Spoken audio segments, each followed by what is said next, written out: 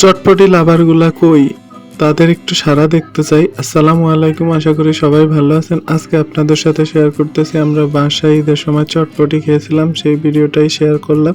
চটপটি পছন্দ করে না মনে হয় খুবই কম লোক। যদি 100%-এর মধ্যে হয় তাহলে 10% না পছন্দ করতে পারে, বাট সবারই খুব পছন্দের চটপটি। তো বাসায় তৈরি করলো আমার বোন চটপটি, সেই সাথে ফুচকা দিয়ে সাজিয়ে খেয়ে নিলাম। এত মজা করে খেয়েছিলাম। সাথে যেহেতু ডিম খাই না, ডিম বাদে সব কিছু দিয়ে একদম গুছিয়ে গেছে, সব কিছু একত্র করে মিক্স করে খেয়ে নিলাম। আর চটপটিটা যেই মজা হয়েছিল, টক দিয়ে সব কিছু মিক্স করে, যদিও ঝালটা একটু বেশি হয়ে গেছিলো, বাট অতটা ঝাল খাই না মিষ্টি ছাড়া। তারপরও চটপটিটা ভালো হয়েছে। আসলে বাসার চটপটির মতো এতটা স্বাস্থ্যকর হয় না, কিন্তু দোকানের মতো অতটা টেস্ট বাসায় হয় না, এটাই বাস্তবতা।